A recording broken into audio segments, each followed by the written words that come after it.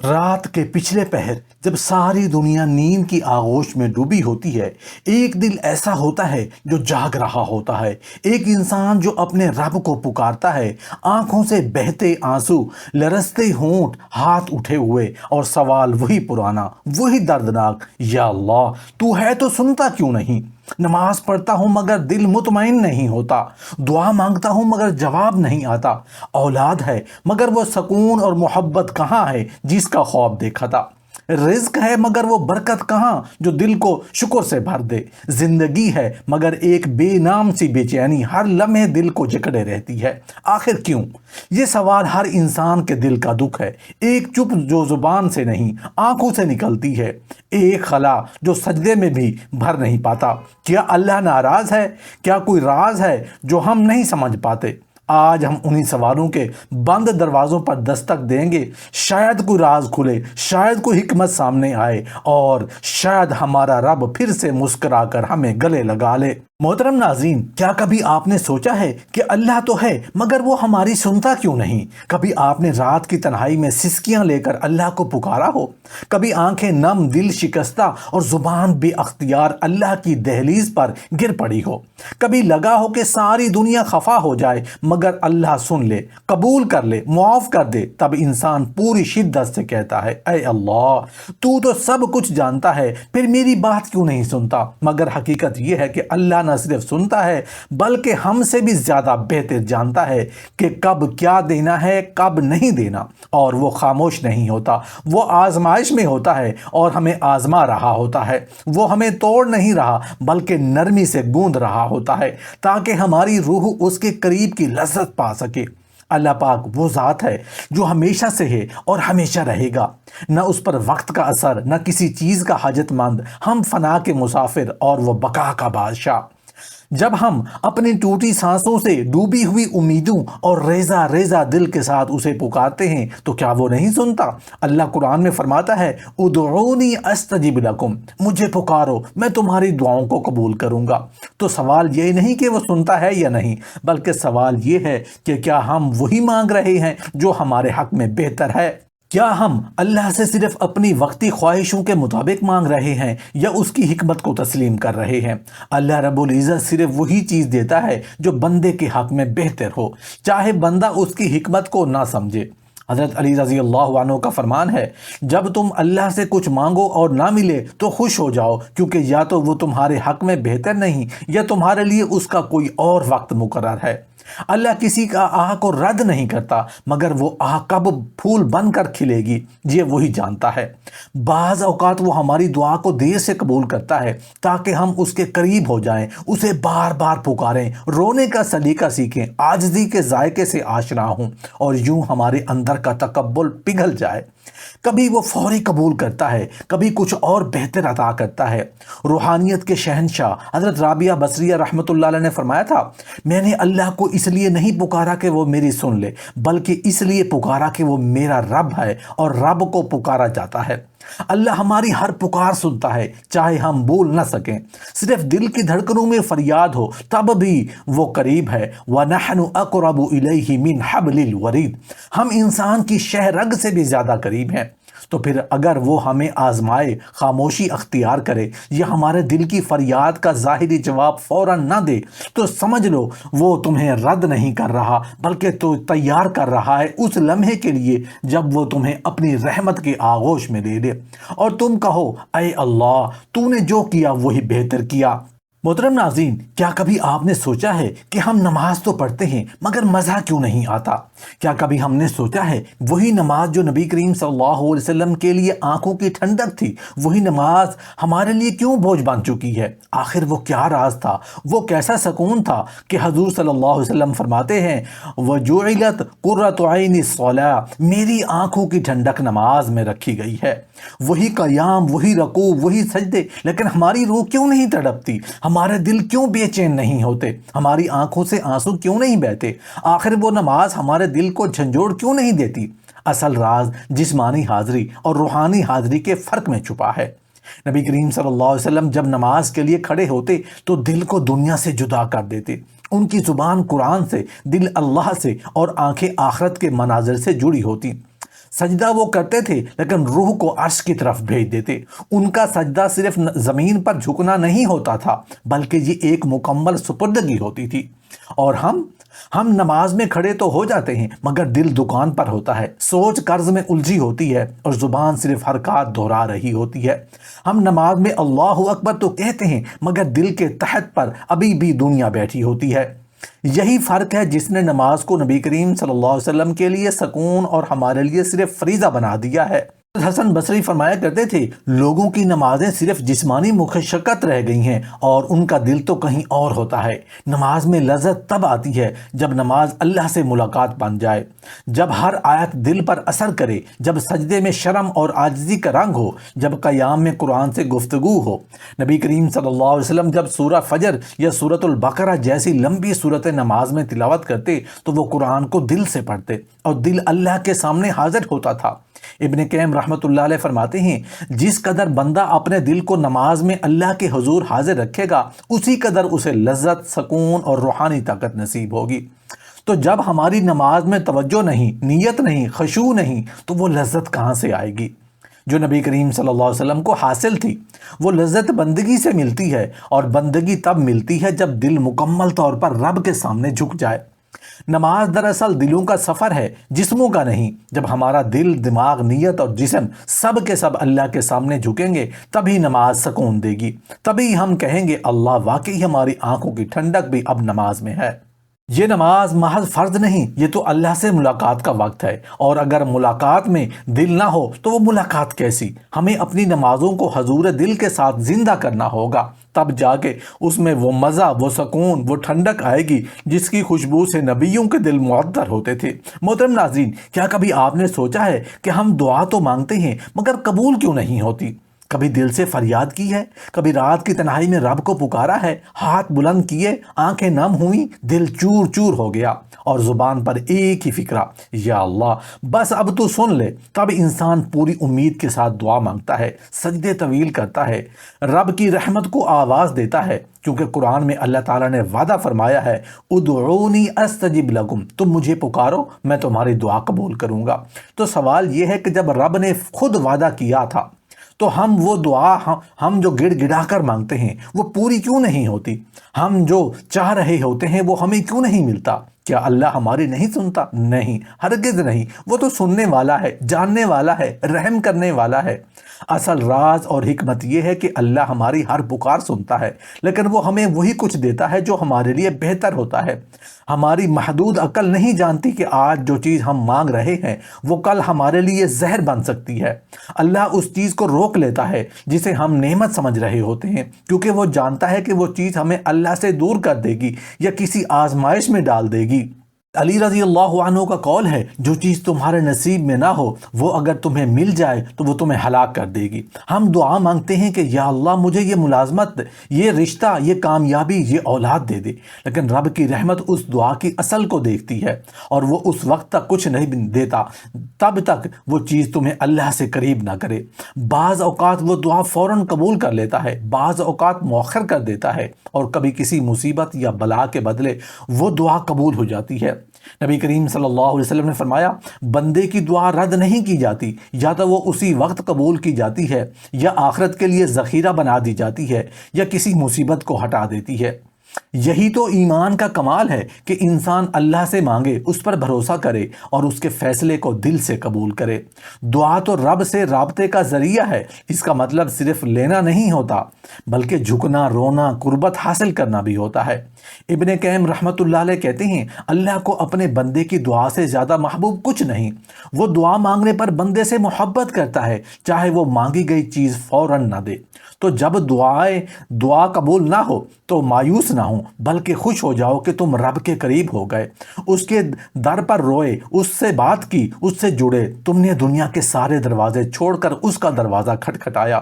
یہ مقام بہت بڑا ہے، یاد رکھو دعا کبھی ضائع نہیں جاتی، وہ کہیں نہ کہیں، کبھی نہ کبھی، کسی نہ کسی صورت میں لوٹتی ضرور ہے، اور جب وہ لوٹتی ہے تو انسان کہتا ہے، اے اللہ تیرا انکار بھی رحمت تھا، تیرا روکنا بھی محبت تھی، اور تیرا دیر سے دینا بھی میری بہتری تھی۔ تو دعا کرتے رہو اور رو رو کر جھک جھک کر، کیونکہ تمہاری ہر فریاد سنی جا رہی ہے۔ صرف تمہیں رب کے فیصلے پر یقین کرنا ہے۔ محترم ناظرین، کیا کبھی آپ نے سوچا ہے کہ اولاد تو ہے مگر آنکھوں کی ٹھنڈک کیوں نہیں؟ انسان جب شادی کے بندھن میں بنتا ہے تو دل میں ایک دعا مسلسل جاگتی ہے، ایک تمنا ہر سجدے میں لبوں پر آتی ہے، یا اللہ مجھے نیک اولاد عطا فرما، کیونکہ یہی اولاد اس کی زندگی کی رونق، اس کے بڑھاپے کا سہارا اور اس کی آنکھوں کی ٹھنڈک ہوتی ہے۔ اللہ تعالیٰ نے خود قرآن میں مومنوں کو یہ دعا سکھائی، ربنا ہب لنا من ازواجنا وذریاتنا قرۃ اعین، اے ہمارے رب ہمیں ہماری بیویوں اور اولاد سے آنکھوں کی ٹھنڈک عطا فرما۔ لیکن حیرت اور دکھ کی بات یہ ہے کہ جب وہی اولاد پیدا ہوتی ہے تو بعض اوقات وہی اولاد انسان کے لیے آزمائش بن جاتی ہے۔ جس کے لیے انسان نے راتوں کو جاگ کر دعائیں مانگی تھیں، وہی اولاد جب نافرمان بن جائے، بدتمیز ہو جائے، ماں باپ کو نظر انداز کرے، ان کے دل کو توڑے، دین سے دور ہو، اخلاق سے عاری ہو، تو سوال اٹھتا ہے، یا اللہ یہ تو میری دعا کا نتیجہ تھی، پھر یہ سزا کیوں بن گئی؟ تو سنو، یہی وہ نقطہ ہے جہاں اللہ تمہیں آزماتا ہے۔ اللہ فرماتا ہے، انما اموالکم و اولادکم فتنہ، تمہارے مال اور تمہاری اولاد تو بس آزمائش ہے۔ اللہ ہر اس چیز سے تمہیں آزمائے گا جس سے تم محبت کرتے ہو، اور اولاد سے زیادہ محبت کسے ہوتی ہے؟ جب وہی اولاد تمہیں جھنجھوڑتی رہے، تمہیں بے بس کر دیتی ہے، تو اب اللہ دیکھتا ہے کیا تم صبر کرتی ہو؟ کیا تم اس کے حال میں بھی ہدایت کی دعا مانگتے ہو؟ کیا تم ہار مان لیتے ہو یا اپنی اولاد کو بھی اللہ کے حوالے کر کے اس پر بھروسہ کرتے ہو؟ حضرت یعقوب علیہ السلام کو دیکھو، کس شدت سے یوسف علیہ السلام کی جدائی کا صدمہ اٹھایا، آنکھوں کی بینائی چلی گئی، لیکن زبان سے کیا نکلا؟ فصبر جمیل، پس میں صبر جمیل اختیار کرتا ہوں۔ اور حضرت ابراہیم علیہ السلام کو دیکھو، اللہ نے فرمایا کہ اپنے بیٹے کو قربان کرو، وہی بیٹا جو بڑھاپے کی دعا کا پھل تھا، آنکھوں کی ٹھنڈک تھا، لیکن امتحان یہ تھا کہ کیا بیٹے سے زیادہ محبت ہے یا رب سے؟ یہی آزمائش ہمیں بھی پیش آتی ہے۔ ہم چاہتے ہیں کہ اولاد ہماری مرضی کی ہو، ہمارے جیسی سوچ رکھے، ہماری فرما بردار ہو، لیکن اللہ بعض اوقات اس اولاد کو تمہارے لیے خالص تربیت گاہ بنا دیتا ہے تاکہ تم صبر سیکھو، دعا کرنا سیکھو، عاجزی کا ذائقہ چکھو اور رب سے وابستہ رہنے کی اہمیت کو سمجھو۔ اولاد اگر نیک ہے تو نعمت ہے، اگر نافرمان ہے تو امتحان ہے، اور کبھی کبھی وہ امتحان ہی تمہیں جنت کا دروازہ دے دیتا ہے۔ جب تم راتوں کو اٹھ کر ان کے لیے روتے ہو، سجدوں میں دعا کرتے ہو اور ہر نافرمانی پر صبر کرتے ہو، تو اللہ تمہارے اس صبر کو ذخیرہ آخرت بنا دیتا ہے۔ لہذا نا امید نہ ہو، اگر اولاد آزمائش بن گئی ہے تو جان لو کہ اللہ تمہیں اپنے قریب کرنا چاہتا ہے۔ وہ تمہاری دعا، تمہاری درد، تمہاری فریاد سن رہا ہے اور تمہاری آنکھوں کی ٹھنڈک ضرور لوٹائے گا، لیکن اپنے وقت پر، اپنی حکمت کے ساتھ، اور وہ وقت تمہارے لیے سب سے بہتر ہوگا۔ محترم ناظرین، کیا کبھی آپ نے سوچا ہے کہ رزق تو ہے مگر برکت کیوں نہیں؟ یقیناً انسان کی زندگی کا سب سے بڑا سوال یہی ہے۔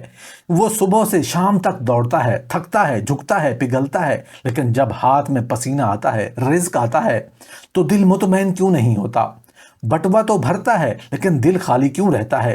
فریج تو بھر جاتا ہے لیکن گھر میں سکون کیوں نہیں آتا؟ بینک بیلنس بڑھتا ہے لیکن برکت گھٹتی چلی جاتی ہے، اور ہم حیرت سے اللہ کی طرف دیکھتے ہیں، آسمانوں کی طرف دیکھ کر سوال کرتے ہیں، یا اللہ محنت تو پوری کی، نمازیں بھی پڑھی، دعائیں بھی مانگی، لیکن برکت کیوں نہیں؟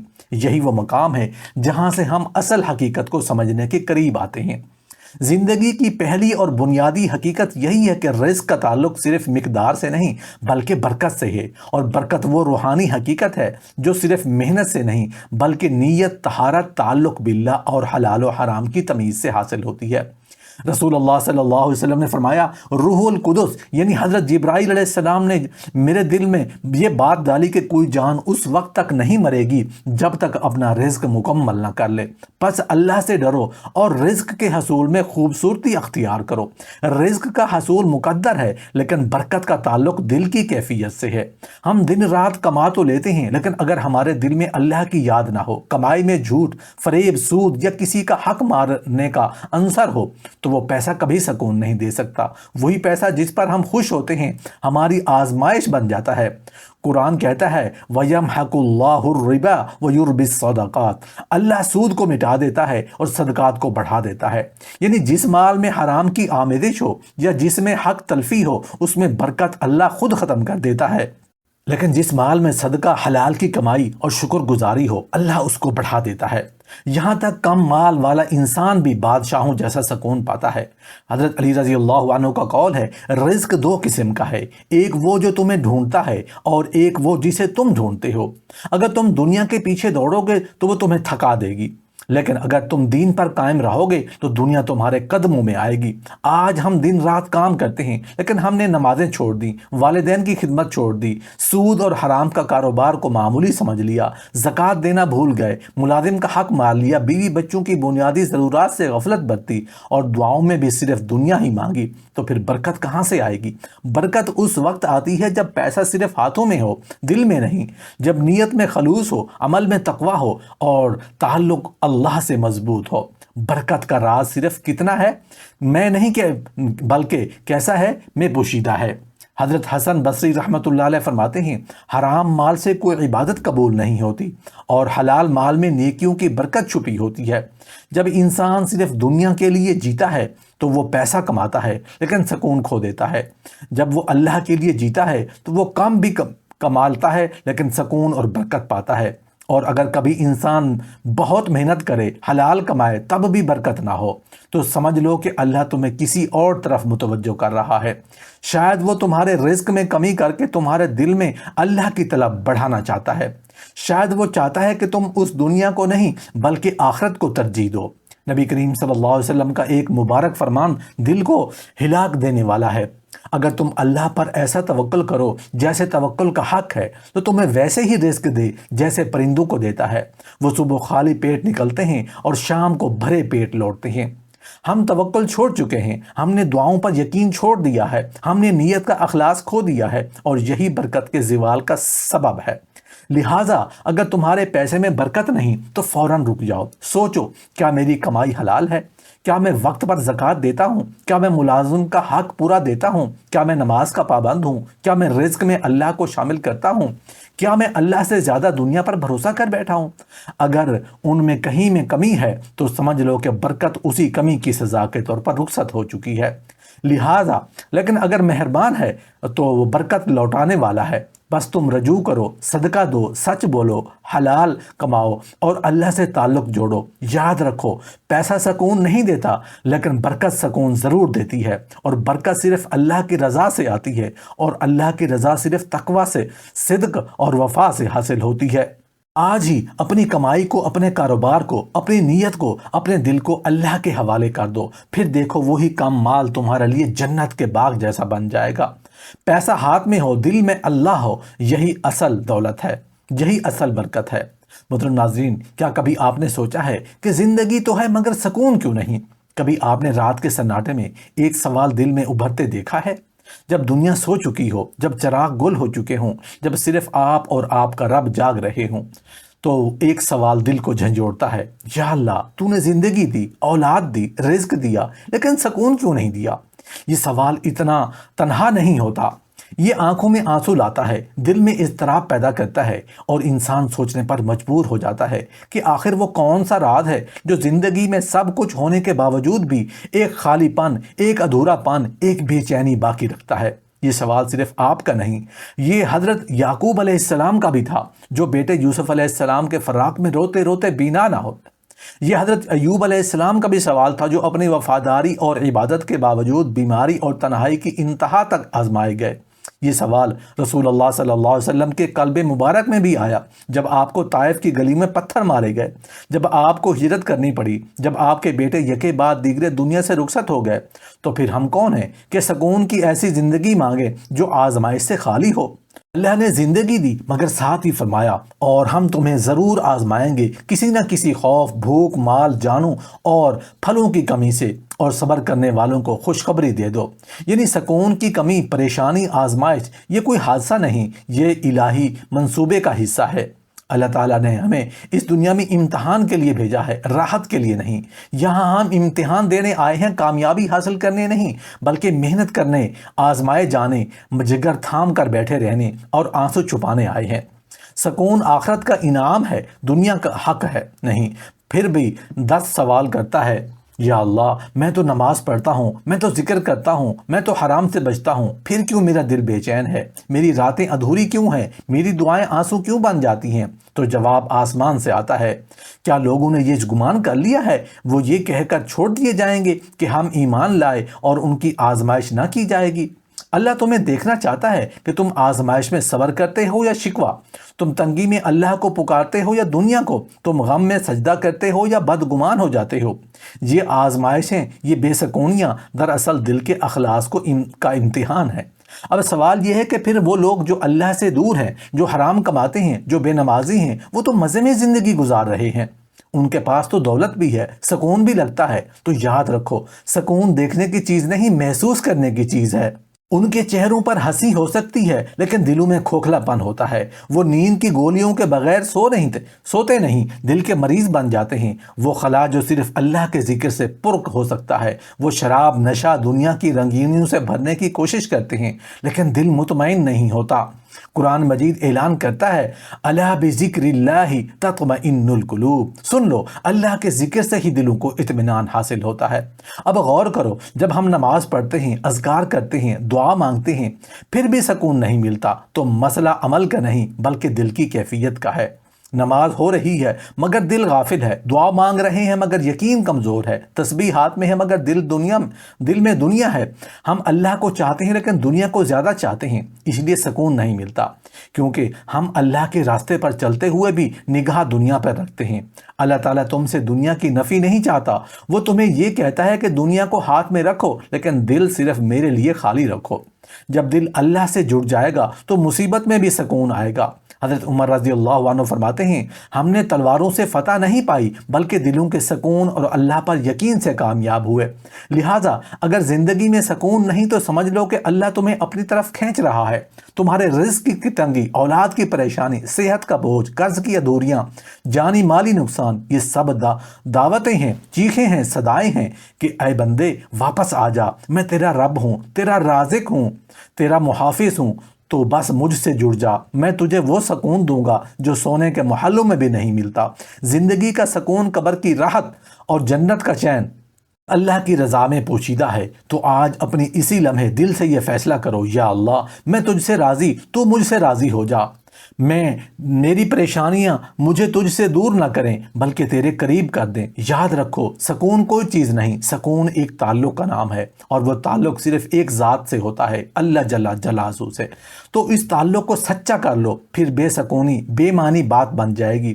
اللہ تمہارے دل کو چراغ جلا دے گا اور زندگی یہ اندھیروں کے باوجود روشنی میں ڈھل جائے گی۔